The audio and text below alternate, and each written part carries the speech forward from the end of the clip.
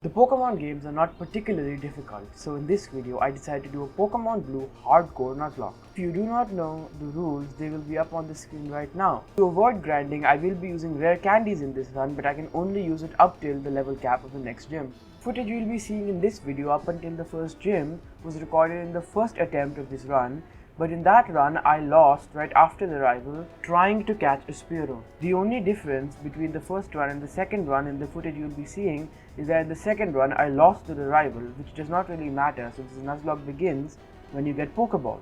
In this run I did choose Bulbasaur and named him Frog God. After the rival battle, I finished the intro by getting Oak's parcel and delivering it to him. There was nothing of significance that happened between the intro and the first gym, so I won't bore you by showing you all of that. All of the encounters that I got in this time period were in my party, and now it's time for the gym battle, which I swept by just spamming Vine Whip.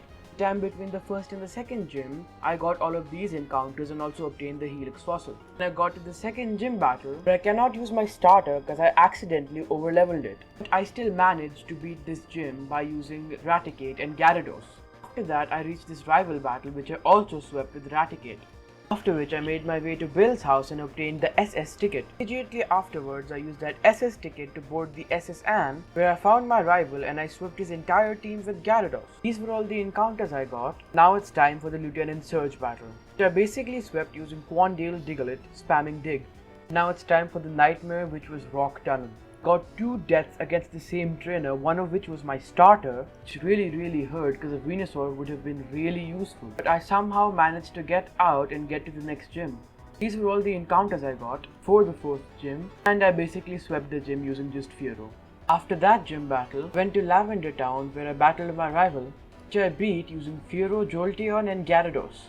After that, I used a Pokédoll to deal with the Marowak host, keeping the need to get the Sylph Scope.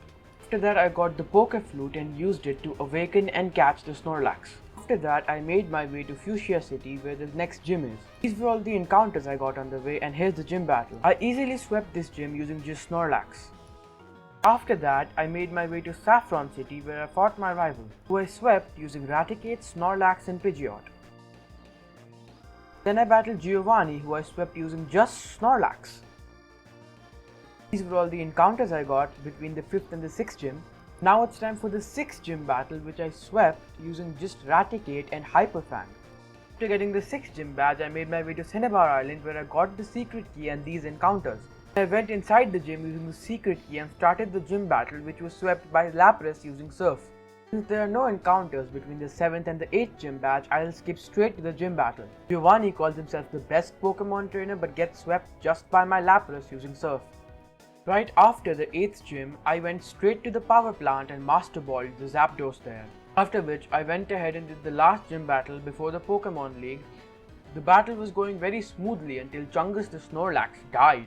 But in the end, I still managed to win that battle. Anyways, I made my way to the Pokemon League after that. Forgot to take a screenshot of my encounters, but the only 2 Pokemon I got were a Pikachu in the power plant and a Geodude in the Victory Road, which I never used. Now it is time for the first Elite Four battle, which is Lorelei. I used my ZAPDOS to use agility to get my speed up, and then swept the first few Pokemon with Thunder. Jinx I had to switch into Rapidash, with which I took it out using Fire Spin. Then when Lapras came out, I switched to Hitmonlee to do some damage, but then I accidentally switched to Raticate in panic, and then Raticate died. This was my first death in the Elite Four and it was really bad. After that I used ZAPDOS to one-shot the Lapras. The second battle in the Elite Four is against Bruno. Starts off with Onix that gets one-shot by Lapras. Then he sends in Hitmonchan, for which I switch into ZAPDOS and one-shot with Drill Peck. He sends Hitmonlee that also gets one-shot by Drill Peck. He sets in Onix that gets one-shot by Lapras. Then MACHAMP gets sent in that gets 2-shot by ZAPDOS using Drill Peck. With that, we have won against Bruno. The next Elite Four battle is against Agatha. Agatha's Golbat and Haunter get easily handled by Lapras till she sends in a Gengar and puts Lapras to sleep and starts inflicting big damage onto it. So I switched into ZAPDOS and killed the Gengar in Drill Peck. Arbok gets handled by Rapidash and Hitmonlee.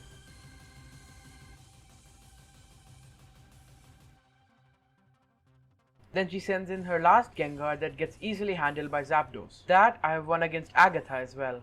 The last member of the Elite Four is Lance. In this battle, Gyarados manages to get ZAPDOS dangerously low, but ZAPDOS in the end manages to take Gyarados out. The rest of Lance's team is a cakewalk and it gets swept by Lapras just using Ice Beam. That we have beat the Elite Four and it's time for the champion. In the battle against the champion, ZAPDOS took Pidgeot out with Thunder, Alakazam with 2 Drill Pecks. Fight against Rhydon, I switched into Lapras who used 1 Surf to take it out, then used a few Ice Beams to take Exeggutor out. Switched back to ZAPDOS for Gyarados but then realized I ran out of Thunders and switched out. Nidoqueen who gets one shot by the Gyarados. Switched back to Lapras and used a few Ice Beams to take out Gyarados. Charizard managed to take out my Lapras and switched into Rapidash to take out the Charizard.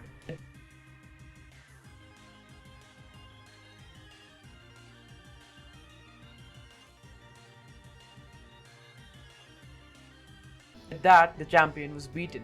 This was my first hardcore Nuzlocke and any kind of Nuzlocke ever that I managed to win, and I really enjoyed playing it. If you enjoyed this video and would maybe want to see more of it, please like and subscribe as it helps me a lot. I have a goal of hitting 1,000 subscribers before the end of the year and would love if that could be fulfilled. So until next time, thank you for watching.